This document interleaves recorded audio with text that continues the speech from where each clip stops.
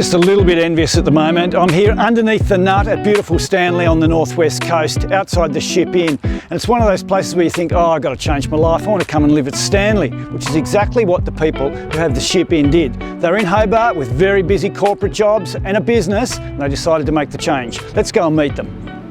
What's the history of the Ship Inn? So the Ship Inn was built in the 1840s by Michael Lyons, whose grandson Joe Lyons went on to become Prime Minister. So Joe was born in a little cottage next door, but it was built as a pub, so a pub for the sailors and the locals. We had been having conversations around what could we do to move to the northwest coast, how could we earn a living, and this property had been on the market for over a year.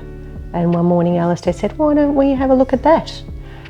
So, okay. It feels like Stanley's pretty well organised.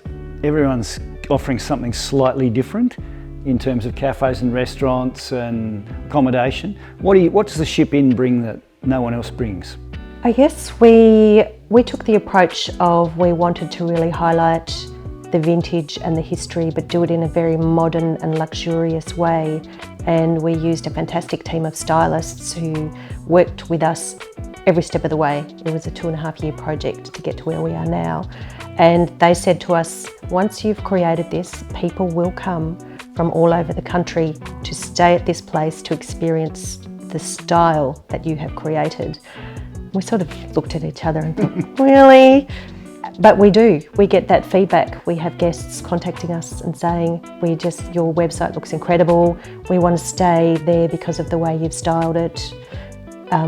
And I guess that's what we offer, is something different to the other properties, just in the way that we've styled the Ship Inn.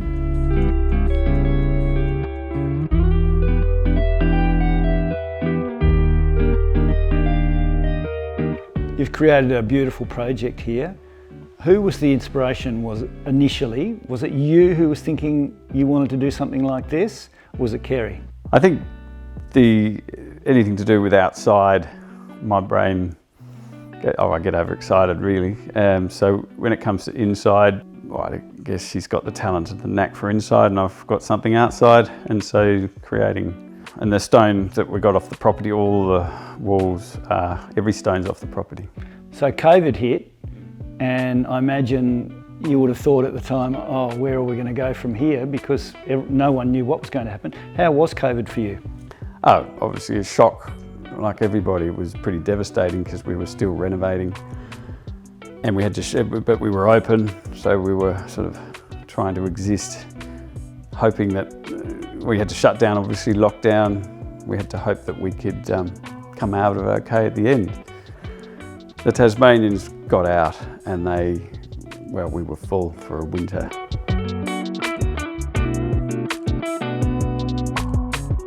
What do you want your guests to experience here? What is it that you're trying to convey in what you've done? I guess on our trip we had such a good time in Stanley, and it was one of the highlights of our trip around Tasmania, that we want this to be one of the highlights of other people's trips, that they go away thinking, wow, wasn't that special? Didn't we have a lovely time there, and we felt really looked after, and we enjoyed the history and the luxury of the experience.